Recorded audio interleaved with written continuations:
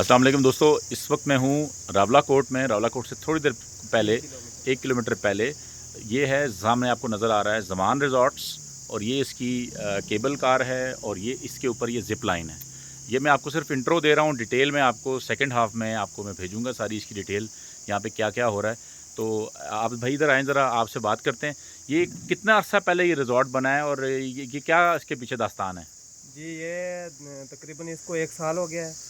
पिछले साल जुलाई में इसका इफ्तिताह हुआ था। तो अभी अल्हम्दुलिल्लाह ज़बरदस्त बहुत अंदर अच्छा कमरे चल रहा मौजूद हैं वहाँ पे, मैं है। देख रहा हूँ बड़े बिल्कुल, हाँ, खूबसूरत लैंप्स बने हुए हैं। बिल्कुल पूरी तरह यहाँ किचन, वाशरूम और एक आर्ट पूरा बना हुआ होता है उसमें, जो टूरिस्ट के हवाले से जो टूरिस्ट रहते फैसिलिटीज़ हैं। हैं। तो ये बुनियादी तौर पे जो मैं अक्सर कहता हूँ ना, एग्री टूरिज़्म, तो ये जी एग्री टूरिज़्म की शानदार मिसाल है।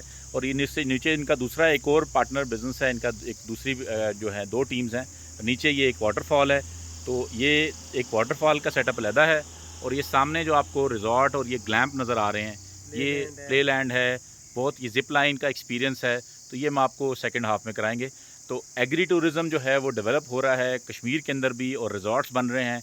ये इस तरफ जो आपको नज़र आ रही है जगह, जो इस साइड पे ये जगह, इनका नाम आपका क्या है इस साइड पे? रोमान। रोमान लोगों का यहाँ पे सेटअप है, ये वाटरफॉल, और ये इस तरफ उन्होंने कुछ साइट्स बनाई हुई हैं। और उस तरफ ज़मान रिजॉर्ट्स है। रोमान वाले तकरीबन 20-25 कनाल पे ये सेटअप लगा के बैठे हैं। आप लोग उस तरफ कितनी जगह है? 100 कनाल पे। ये सामने की तरफ 100 कनाल पे है।